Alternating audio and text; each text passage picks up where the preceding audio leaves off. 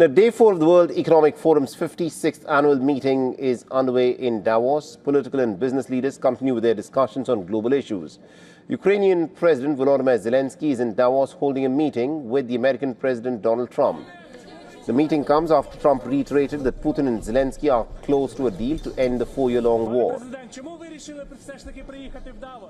But so far, the highlight of this second last day remains Trump's launch of his Board of Peace at this mega event. Now, Trump, in fact, signed the charter and stated that the board will work in conjunction with the United Nations to address global conflicts. We can do numerous other things. Once this board is completely formed, we can do pretty much whatever we want to do, and we'll do it in conjunction with the United Nations. You know, I've always said the United Nations has got tremendous potential, has not used it. Now, several countries have confirmed participation, while a few European nations have declined.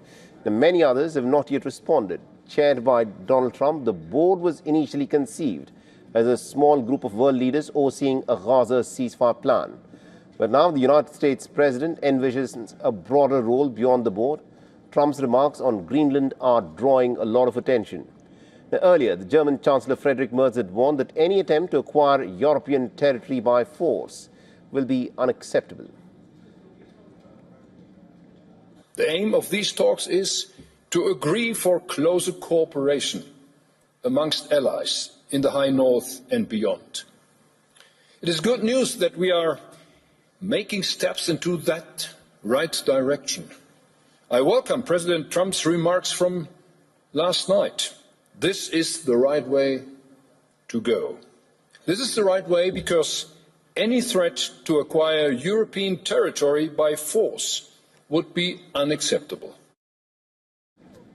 Now, other discussions on Day 4 focus on global challenges, the economy, technology and social issues. Leaders will explore ways to protect and also to strengthen the middle class, use innovation responsibly and shape the future of manufacturing, including a session on factories that think. So this, of course, is what is happening in Davos at this moment.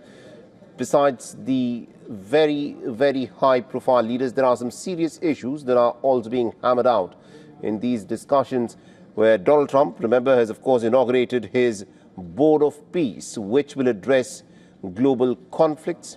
A lot of questions have been raised about the relevance of the United Nations and whether the United Nations was effectively toothless in addressing global conflicts.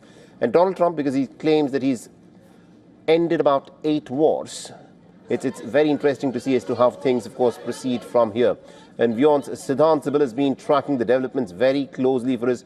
Siddhant, tell us what's on the agenda today, besides the fact that Donald Trump, unveiled this very high-profile Board of Peace, where he wants different nations to, of course, be a part of it. We saw a number of nations, signing that charter.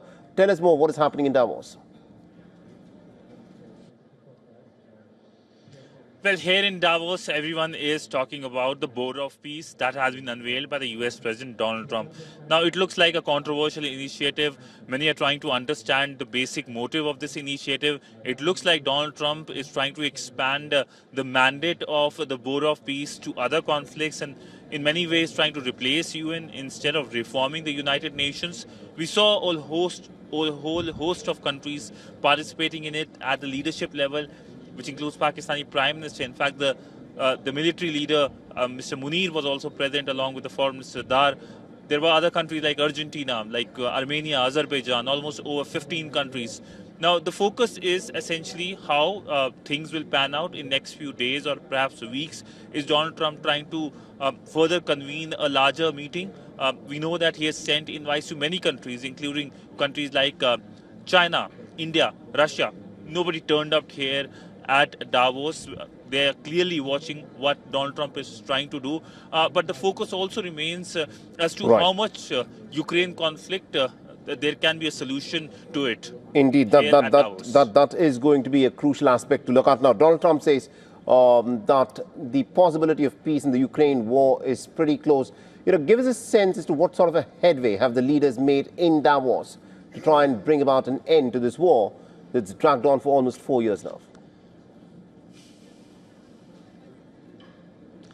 Well, you can never say what kind of headway are being made when it comes to Donald Trump, his involvement, because Donald Trump for last 1 year has been trying to portray himself as the peacemaker, one who is able to resolve many wars, and he is and has been claiming that he has resolved 8 wars. He has been reiterating India and Pakistan despite India dismissing his claims several times.